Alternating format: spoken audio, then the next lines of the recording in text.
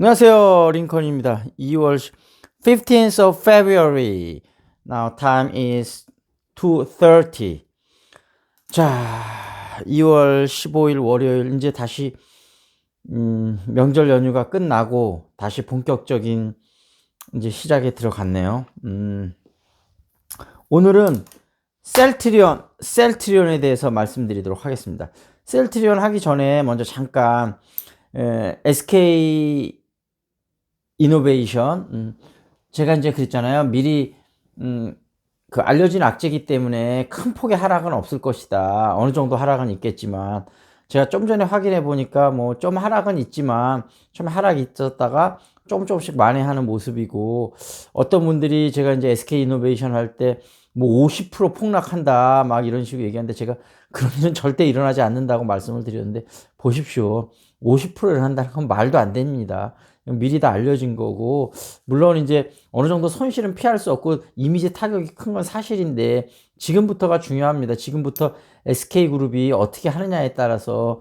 악재가 이게 위기라고 하잖아요. 위기면서 기회거든요. 위기의 동시에 이거를 잘 대처하면 위기가 항상 기회로 다시 역전될 수 있는 거거든요. 그래서 SK 이노베이션에서 잘못한 건 분명하니까 뼈를 깎는 반성의 노력을 하고, 진정성 있는 사과를 LG그룹 측에 하고, 그 다음에 빠르게 진정성 있는 X로 합의를 봐서 빨리 잘 마무리가 됐으면 좋겠습니다.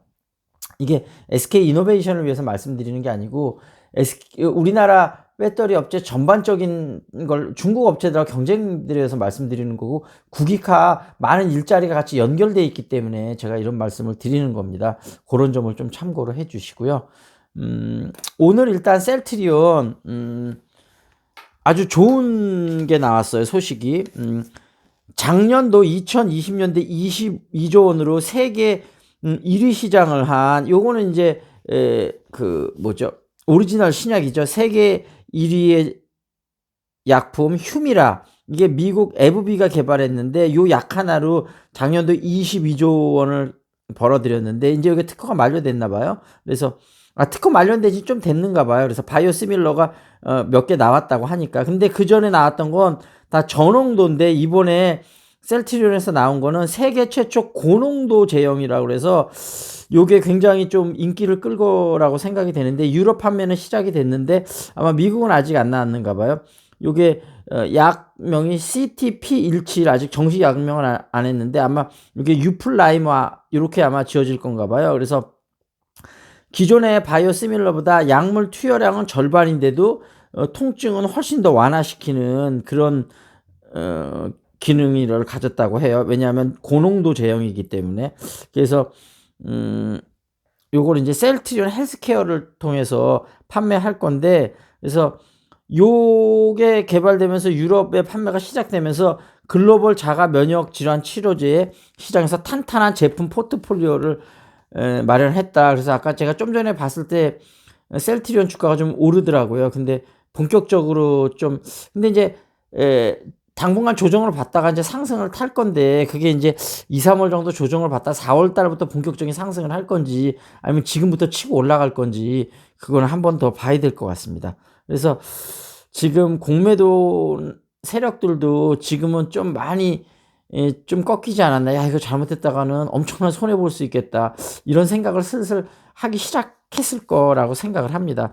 그만큼 셀트리온이, 서정진 회장이 이제 공매도에 대한 세력들에 대해서 뭐 따로 그 사람들을 비난하고 이런다기보다는 이제 실적으로 말하겠다, 그렇게 얘기했던 자신감 있는 표현이 있었는데, 뭐 이런 것들을 지금 뭐 다 계산에 넣고 있었겠죠. 이제 실적으로 말을 하니까 공매도가 점점 더, 공매도 세력들이 조금 더 힘든 상황으로 가는 게 아닌가, 그런 생각이 듭니다. 그 다음에 변이 맞춤형 항체 칵테일 치료제 개발을 착수했다. 그래서 지금 기존의 그 레키로나주가 영국 변이에 대해서는 강력한 중화 능력이 있는데, 남아공 변이에 대해서는 중화 능력이 좀 떨어지는 걸로 나왔거든요. 그래서 그 전에 이 약을 개발하면서 이제 계속 변이 바이러스가 나올 수 있으니까 38개 중화 항체를 구성했대요. 그래서 잠재적 칵테일 후보 항체 풀을 확보했는데, 요번에 영국하고 남아공 변이 두 개 다 32번 항체가 강력한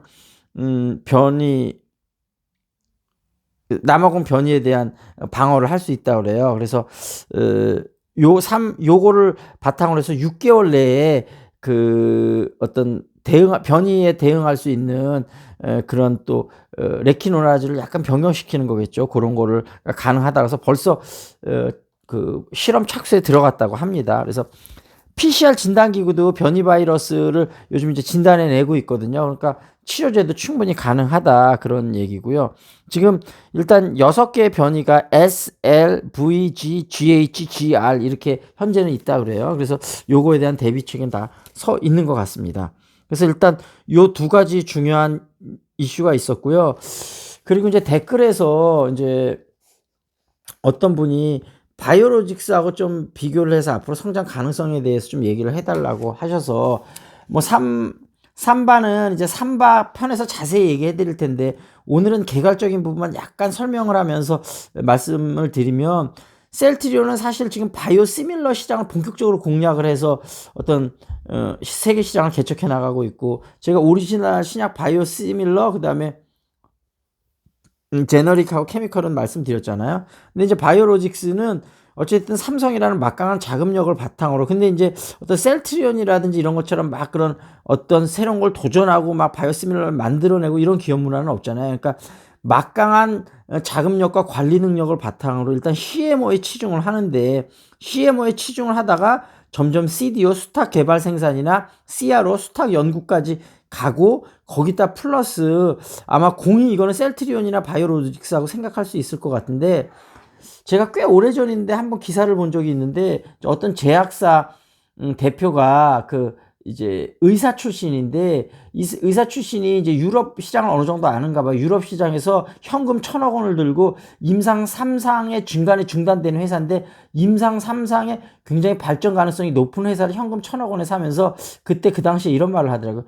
유럽에 이런 회사들이 유럽에도 굉장히 전반적으로 경기가 안 좋아서 이렇게 임상 3상에 거의 성공 직전까지 왔다가 마지막 돈이 없어서 계속 추진을 못하고 있는 이런 회사들이 많다고 하더라고요. 그래서 몇 천억대에 이렇게 좋은 회사들을 M&A 할 수 있는 게 유럽에는 꽤 있는데 유럽 시장에 정통해야 옥석을 가릴 수 있겠죠. 근데 이거를 셀트리온하고 바이오로직스가 벌써 서치를 하고 많이 서치를 어느 정도 했을 거라고 생각이 됩니다. 그래서 제가 한번 말씀드렸다시피 뭐 화이자는 미국 이라는 큰 시장이 있지만 예를 들면 노바티스는 스위스인데 물론 이유가 있지만 스위스라는 굉장히 작은 나라인데 여기서 적극적인 M&A를 통해서 글로벌 제약사로 날 것 같거든요. 그러니까 우리나라도 아직까지는 이제 제약산업의 역사가 오래지 않기 때문에 오리지널 신약을 개발한다는 건 솔직히 쉽지 않습니다. 그래서 이렇게 유럽에 있는 좋은 회사를 M&A를 해서 근데 M&A를 할 때는 요 문화라든지 역사 전통이 다르니까 그런 걸 정말 잘해서 그런 걸 정말 잘하는 게 소프트뱅크 손정희 회장이라고 그랬잖아요. 그래서 이번에도 쿠팡 상장하면서 이제 큰 돈을 벌게 됐는데 그런 노하우가 있기 때문에 가능한 거지. M&A가 원래 성공률이 한 30%밖에 안 됩니다. 70%가 실패하거든요. 이게 두 회사 간에 어떤 문화라든지 이런 것들이 달라서 막상 합병 나고 나서 시너지가 안 나는 경우도 되게 많아요. 그래서 그런 부분을 잘 좀 신경을 써야 될 것 같고 그 다음에 이제 바이오 3대장 SK 바이오팜은 뭐 셀트리온이나 바이오로직스보다는 아직 많이 떨어져 있기는 하지만 뭐 일단은 기본 목표는 자체 개발 신약으로 유럽을 진출한다 그래요. 그래서 뇌전증 신약 세노바메이트 이게 2020년 작년 5월에 FDA 승인을 받았다 그래요. 그래서 우리나라에서 승인 받은 지 6개월 만에 받은 거라고 하니까 나름대로 준비를 많이 했던 것 같아요. SK 바이오팜도요. 근데 SK 바이오팜은 아직까지 적자가 많이 나고 있어서 소아 희귀질환 레녹스 카스토 증후군 치료제 카리스마 메이트 요런 약도 있다 그러고 그래서 어찌됐든 지금 셀트리온하고 바이오로직스하고는 집중하고 있는 건 다르지만 그걸 기반으로 해서 결국은 오리지널 신약을 앞으로 집중 공략하게 될 거다. 그래서 앞으로 경쟁자가 될 수도 있다고 보는데 물론 우리나라에서는 경쟁자지만 외국에서는 또 다 우리나라 국익과 니스난 잡을 만들기 위해서 싸워야 되고 근데 이제 좀 아쉬운 거는 삼성그룹 내에서 셀트리온에 대해서 좀 뭐 M&A를 하려고 그러다가 그게 잘 안 되니까 여러 가지 좀 셀트리온의 안 좋은 그런 일들을 좀 했으리라고 추측이 되고 근데 요 부분에서 하나 말씀을 드릴 게 있는데 어떤 분이 팩트로 발견된 부분 아니면 얘기하지 말라 그러는데 저는 거기 생각이 약간 다른 게 이게 무슨 공영 뉴스 방송이 아니지 않습니까? 그래서 제 개인 방송인데 물론 유튜브가 보니까 많은 분들이 보니까 또 공적인 기능도 어느 정도는 담당하고 있어야 되는데 완전 공적인 텔레비전하고는 다르다고 보거든요. 그래서 근데 이제 검증이 안 된 사실을 팩트처럼 얘기하면 그건 당연히 안 되는데 이거는 팩트는 아닙니다. 그래서 요런 추측들이 있다 그러면서 요건 추측은 분명한데 상당히 리즈너블하다 그러면서 요런 추측이 요런 상태로는 충분히 가능하다. 그 부분을 밝히면서 말씀드리는 건 저는 가능하지 않을까. 그런 말조차 할 수 없다면 그럼 팩트만 전달하면 너무 할 얘기가 없는데요. 그리고 너무 건조해질 것 같고 그래서 제가 팩트가 아닌 거는 아까 말씀드렸다시피 합리적인 요런 추론을 할 수 있다. 근데 아직까지는 팩트가 명확하게 검증된 건 아니다. 요런 걸로 해서 그걸 우리가 요즘 뭐 뇌피셜이라고도 많이 얘기를 하는데 뇌피셜도 뜬금없거나 그 리즈너블한 리즌이 전혀 없으면 들을 가치가 없겠지만 나름대로 합리적인 추론의 근거가 있다면 우리가 한번 들어보고 아 이렇게 생각할 수도 있구나. 근데 어찌됐든 팩트 체크하기 전까지는 근데 사실은 팩트가 체크가 되기 힘든 부분도 되게 많거든요. 그러니까 아 요거는 팩트 체크는 뭐 시간이 좀 걸린다든지 아 이건 팩트 체크까지 가긴 힘든데 어찌됐든 요런 부분이 있을 수 있으니까 그냥 참고를 고려만 해야 되겠다. 요런 사항 정도로는 알고 있는 것도 가능하지 않을까 그런 생각이 됩니다. 그래서 아까 말씀드렸다시피 팩트는 팩트라고 해서 분명히 말씀드릴 거고 팩트 체크가 아직 안 된 거는 요런 식으로 합리적인 추론을 해볼 수 있다. 요런 걸로 해서 의견을 말씀드려 보도록 하겠습니다. 그리고 이제 그 어찌됐든 삼성그룹이 셀트리온에 좀 그런 여러 가지 안 좋은 뭐를 했을 가능성이 높은 것도 합리적인 추론이죠. 그런 걸 했을 가능성이 높다고 우리가 생각하는 가운데서 하나 근데 이제 삼성그룹을 너무 미워하는 분들이 있어서 저는 개인적으로 삼성그룹을 좋아하지도 싫어하지도 않는데 그 이유는 뭐냐면 삼성그룹이 우리나라 경제의 많은 발전에 기여한 어떤 부분도 있는 건 사실이거든요. 그리고 삼성이나 뭐 현대차가 우리나라 약간 자부심 같은 외국에 나갔을 때 뭐 거의 그 두 브랜드는 외국인들이 알고 있으니까요. 그런 측면도 있고 대신 돈을 벌거나 이 재벌로 되거나 여러 가지 하는데 여러 가지 불법과 편법을 넘나드는 뭐 여러 가지 일들이 많이 있었기 때문에 그런 부분에 대해서는 굉장히 화나시는 분들도 있고 저도 그런 부분에 대해서는 굉장히 화가 나고 붕괴가 됩니다. 근데 두 개를 어찌됐든 두 가지 측면을 같이 있다고 우리가 한 사람을 평가할 때도 좋은 면도 있고 나쁜 면도 있고 두 가지를 동시에 평가해야 되는 거 아니겠습니까? 제가 예를 하나 들어보겠습니다. 마틴 루터 킹이라고 정말로 미국 흑인 인권을 위한 굉장히 위대한 일을 많이 했잖아요. 근데 이분이 여성 편력이 좀 있었는가 봐요. 그래서 이분이 계속 그렇게 이제 그 흑인들의 영감을 불태워이루면서 그런 운동을 하고 다닐 때 CIA하고 FBI인가 하여튼 협박을 했다고 그래요. 너가 이걸 중단해라. 그렇지 않으면 너의 여자 문제를 터뜨리겠다. 그러니까 그때 마틴 루터 킹이 이렇게 얘기했다. 나의 여자 문제 내가 분명 잘못한 거다. 터뜨리려면 터뜨려라. 그렇지만 나의 그 잘못된 문제 때문에 인해서 내가 자유를 위한 나의 도전을 끝내지는 않겠다. 하면서 계속 그걸 하겠다는 뜻을 펼치니까 결국은 어떤 형태로든지 암살이 된 거거든요. 근데 여기서 우리가 하나 알 수 있는 건 뭐냐면 마틴 루터 킹이라는 인물도 모든 게 다 잘하진 않았다는 거죠. 부족한 부분도 있는데 그러니까 우리가 한 인물을 평가할 때도 공은 공대로 과는 과대로 평가해야 된다고 보거든요. 기업도 마찬가지라고 생각을 하거든요. 제가 이렇게 특히 말씀드리는 이유 중에 이건희 회장이나 지금 이재용 부회장 같은 경우는 좀 아쉬운 점이 많이 있는데 여러 가지 법적인 부분에서도 그렇고 도덕적인 부분에서 선대 회장인 이병철 회장을 보면 이병철 회장도 법적인 부분에서 사실 아쉬운 점이 꽤 있습니다. 사카린 밀수 사건 이런 것도 물론 중앙정보부에서 김영욱이 이렇게 정부 자금을 마련하기 위해서 압박해서 그렇게 한 거긴 하지만 그 일 때문에 어쨌든 둘째 아들이 구속까지 되고 이병철 회장도 물러났다가 다시 이제 나중에 복귀하게 되면서 그러면서 첫째 아들 이명희 회장이 날아가고 그다음에 이건희 회장이 됐던 거 아닙니까? 그 당시에 이제 삼남인데 이남은 뭐 감옥 갔었고 첫째 아들은 아버지가 없을 때 너무 월권을 해서 아버지가 사실은 완전히 넘겨준 게 아니고 상황이 그래서 잠깐 물러난 건데 옛날에 왕 전이하듯이 그걸 덥석 받아갖고 자기 마음대로 너무 하다가 아버지 눈밖에 난 거죠. 그래서 결국은 그 CJ하고 삼성하고 같은 삼성그룹 계열사면서도 여러 가지 갈등 원인이 많잖아요. 그래서 이명희 회장의 큰아들이 이재현 CJ그룹 현재는 회장은 아니고 어찌됐든 총 이끄는 뭐 총수죠. 그래서 그 예전에 이건희 씨에 대한 여자 문제 이런 것도 CJ 측에서 이렇게 했다고 그러는데, 그 전에 이건희 씨가 이맹희 씨를 정신병자로 몰아서 정신병원에 막 가두려고 하고 뭐 이런 이슈들도 좀 있었거든요. 그러니까 그런 부분들이 전부 아까 얘기 드렸다시피 도덕적인 부분에서 좀 아쉬운 부분은 많이 있는데, 법적인 부분에서도 그렇고요. 근데 이제 제가 이병철 경영대전 요 책을 예전에 사서 이제 몇 번 읽었는데, 여기서 보면 이병철이 정말 대단한 인물이라는 걸 알 수가 있거든요.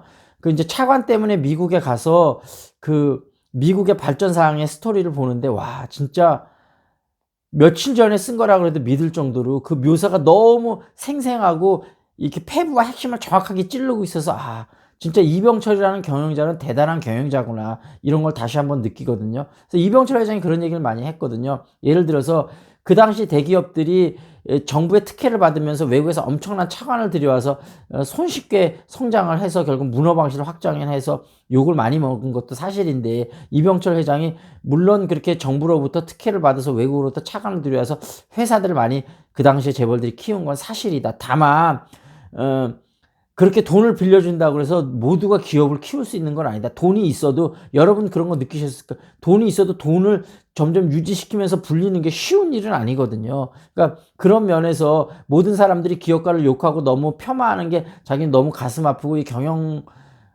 경영자로서의 어떤 그런 고뇌 같은 걸 얘기한 적이 있는데, 저도 그런 부분은 일정 부분 생각합니다. 돈만 있다고 전부 사업을 할 수 있는 건 아니거든요. 사업가적인 안목과 어떤 결단력, 이런 것들이 있어야 가능한 부분이거든요. 그래서 우리가 삼성그룹도 공은 공대로 과는 과대로 평가, 물론 셀트리온 주주분들한테는 너무 용서하기 싫겠지만, 제가 그때 그런 말씀 드렸잖아요. 예를 들면 교통사고 나서 우리 아들이 크게 다쳤어. 근데 음주운전한 사람이 있어. 근데 이 사람은 마땅히 법적인 처벌은 받고 해야 되겠지만, 이 사람을 엄청 미워한다고 해서 우리 아들이 다시 이 부상당한 게 완전히 좋아질 수만 있다면 그렇게 하겠는데, 이 사람을 미워한다고 해서 우리 다친 아들이 갑자기 상처가 없어지는 건 아니잖아요. 그러니까 이미 일어난 일은 일대로 어쩔 수 없이 우리가 잊을 수는 없지만, 여기에 너무 집착하면 우리가 발전을 못해요. 우리가 발전을 하려면 여기서 한 달게 털고 나가야 됩니다. 그래서 서정진 회장도 이제 더 이상 공매도 세력에 대한 원망이나 뭐 저주나 이런 거는 하지 말고 그냥 우리가 실적으로 보여주고 치고 나가자고 이유가 바로 여기 있을 거라고 생각을 하거든요. 그래서 어쨌든 셀트리온 주주분들도 그런 부분들을 잘 생각하셔서 좋은 장기 투자자가 돼서 큰 수익을 많이 거두셨으면 좋겠습니다. 여기서 마무리 짓겠습니다. This is it. See you next time.